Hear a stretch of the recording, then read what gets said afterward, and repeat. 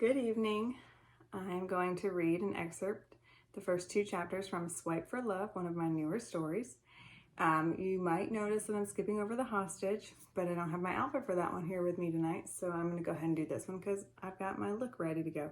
So the hostage will come, and the outfit is a little bit cuter, so look forward to that. But the first chapter is kind of short, so I decided I'm going to read the first two chapters for this one. And if you like it, you can go ahead and grab it on Amazon. It's free on Kindle Unlimited, so if you have that subscription, you can read it on there, or you can buy it for $2.99. The paperback and hardcover are a little bit more, but I gotta say they look pretty good. So this is the hardcover. So I'm gonna read chapters 1 and 2 of Swipe for Love. Chapter 1, Girls' Night.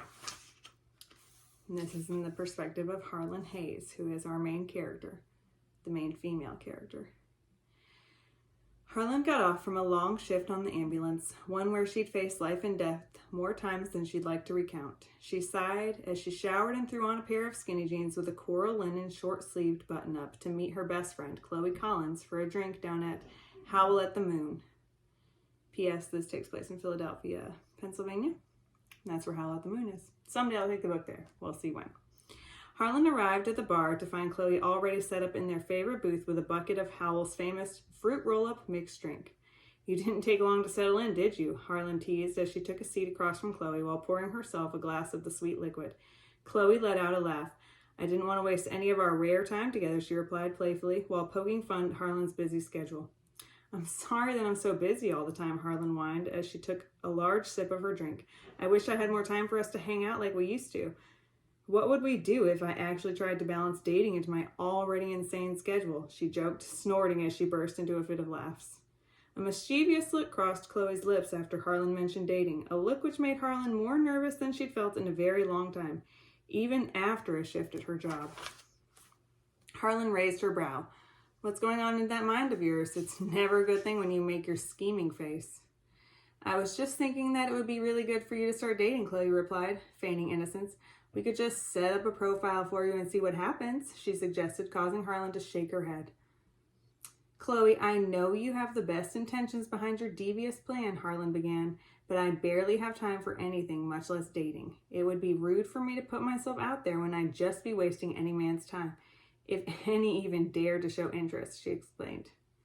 Chloe shook her head. You don't know that. Guys are busy too, so maybe you need to find one of those. Your schedules will always be clashing, but you'll somehow manage to find time for each other. Then you'll fall madly in love. Don't you at least want to try for happily ever after, she questioned. Harlyn took a deep breath. Happily ever after is a fantasy, and it's not something any of us will ever have. I'm going to run to the restroom, and I hope you'll be ready to catch up when I get back and stop talking about all this craziness, she playfully warned as she stood and left the table, foolishly leaving her phone behind. Chloe picked up Harlyn's phone and quickly set her up a dating profile on one of the apps. She listed her job as paramedic, so anyone who viewed it would understand how busy Harlyn truly was. Chloe typed in some of her bestie's interests before picking one of her favorite selfies of her friend. Chloe finished just in time as Harlyn reemerged from the bathroom. Are you ready to gossip and catch up? Harlyn inquired. Or are you still fixated on my dating life? Chloe nodded. I'll leave you alone when it comes to your love life. So, are there any stories from your job that you can tell me that won't cause me to pass out? Harlyn laughed. Her friend was extremely squeamish to the point that even the description of blood could make her faint. Harlyn shook her head. I wish I did, but there aren't any that you can handle. What's going on in your world? How are things with Billy? That was pretty new last time we had drinks, she asked, turning the tables on Chloe. It was Chloe's turn to laugh as she responded. I like Billy so far. We've been on a few dates, but I'm not sure where things are going yet. He and I seem to have a lot of differing opinions on some of the more important issues, so that might cause this whole thing to stall out, she shared as they poured another drink from their bucket. Harlyn nodded. Well, if you two really like each other, then you'll find a way to work around those things. How's work? Last time we hung out, you weren't sure you still wanted to work in the library archives. I was getting a little bored at first because it can be really lonely working in the basement of the library, practically alone, Chloe started explaining. Now that I'm used to it, though, I really enjoy it. I have plenty of time to work on my thesis or my doctorate, and I can't pass up an opportunity like that. The friends spent the next few hours laughing and drinking until they each retired to their homes, both knowing the morning was going to come much sooner than either of them was ready for. Harlyn changed into her pajamas and laid down on her bed, turning on some brainless television as a notification dinged from her phone. Uh-oh. She rolled over onto her side to see what it was. When she saw the words, "Someone's matched with you," across her screen, she rolled her eyes. Curiosity got the better of her, though, as she turned back to her phone and unlocked it to see who was crazy enough to try and start a relationship with her. The matching profile belonged to an older man. His bio said he was 52, named Michael Malvo. Harlyn studied the photo first, chastising herself for being so superficial as she did so. Michael Malvo was a handsome man with strong features. He had thin, gray-white hair, almost a buzz cut with a matching beard, though it was slightly thicker. Malvo's eyes were a soft blue, which softened his muscular features. His bio said he was a private contractor from South Carolina originally. His interests included hiking, which Harlyn did not love, trivia, karaoke, movies, and music, more specifically live music. Harlyn continued reading through Michael's information over and over while she tried to decide if she wanted to accept messages from him. She took a sip from her bottle of water while she was placing it back on her nightstand. Her thumb slid over the accept button, accidentally causing her to gasp. She dropped her phone down onto her nightstand as she placed her face in her hands, overwhelmed and nervous at the same time. What had she done? She didn't even know if she wanted to talk to this guy, but it was too late for that now, wasn't it? She couldn't delete the app, but part of her was too intrigued for that option to win out in the end. Harlyn sighed deeply to herself as she rolled away from her phone and closed her eyes to fall asleep. She could worry about her romantic future and Chloe's punishment in the morning before her next shift. Chapter 2, Getting to Know You. See, Chloe's a little mischievous, but I think Harlyn needs that in her life. Harlyn Hayes again. Harlyn woke the following morning with a part of her hoping the dating app was a dream, even as her other half was secretly wanting there to be a message waiting for her. She had a few hours before work and she decided to spend the morning organizing. She was always away from her home so often that her place was truly neglected. Sorry, that was terrible. She was away from her home so often that her place was truly neglected. As she moved to sit on the edge of her bed, she saw that there was a notification waiting for her. She took a deep breath as she opened her phone to see what it was. There was a message from Michael Malvo. It read, "Good morning. I hope you slept well. I'm new to this online dating world. In fact, I was opposed to it until a friend of mine encouraged me to give it a try.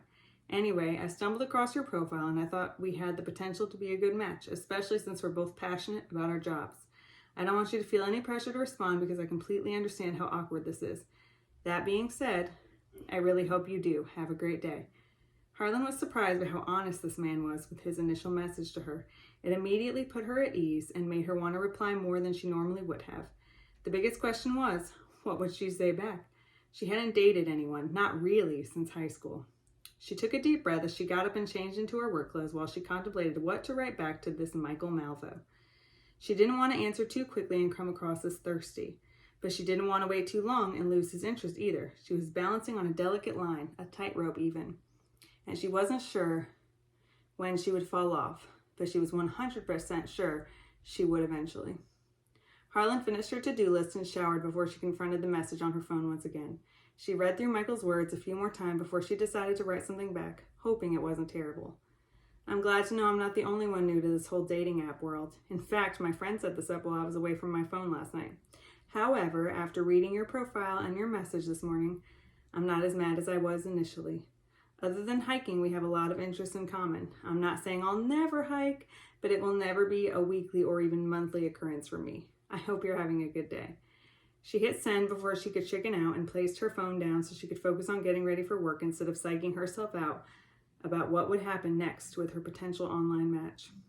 Once she had on her uniform, Harlyn grabbed her phone and her bag and walked out to her car. As she sat down in the driver's seat, there was a ding from her phone which caused her breath to catch. The notification sound could be anything from a text to a tweet, but she couldn't deny that she was hoping it was a message from Michael. She pulled her phone out of her cup holder and unlocked it to see it was exactly what she'd been hoping for. His reply read, "Hiking is definitely not a deal breaker for me, but I think if you give it a chance, you might like it more than you think. Your profile says you're a paramedic, so I imagine you keep a pretty busy schedule. I do too. My clients always have more work for me to do. What's the craziest call you've ever been involved with?"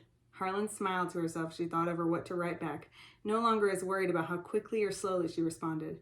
She brainstormed during her drive to the station where she finally had an answer for him. Before she got out of her car, she typed back, "I guess the craziest call I've ever been on would have to be this teenager from a few months ago. His girlfriend dumped him on Valentine's Day, so he decided to try and make her a birdhouse as a way to win her back. This kid had never used any kind of tool before and managed to cut off his entire hand. We got him to the hospital where they reattached it, but it was insane.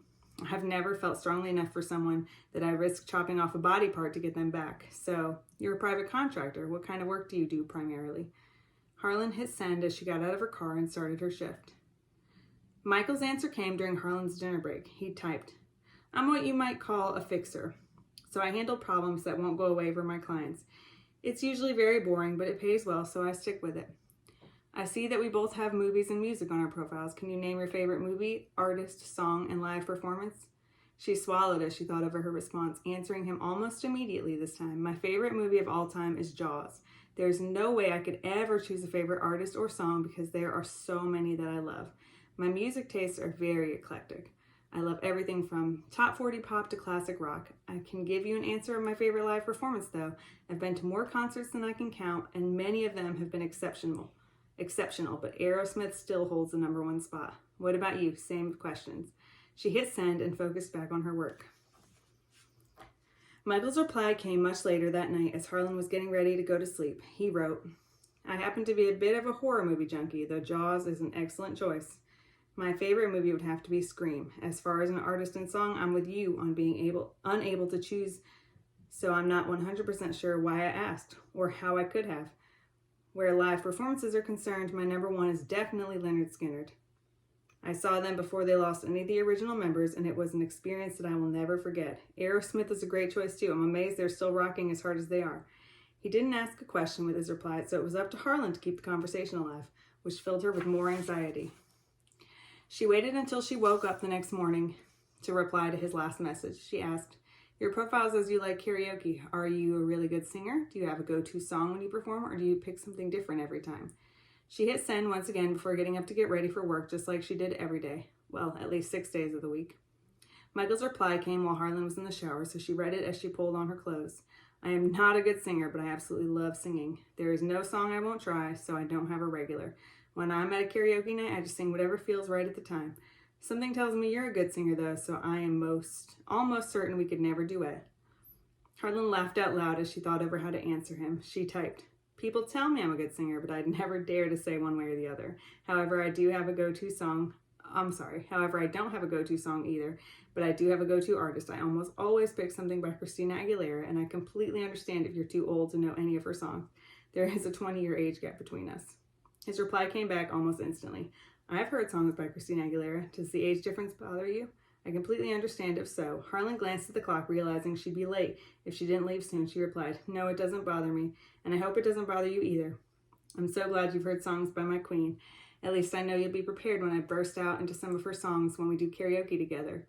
Harlyn and Michael spent the next week messaging back and forth, getting to know each other, before they decided to set up an in-person meeting for their first real date. And that's where chapter 3 starts, the first real date. And I'm not going to read that part, so you have to decide if you want to continue on that story. What's Michael's real job? He says he's a private contractor, but what does he really do? Guess we'll have to find out. Until next time, I'll see y'all later. Bye.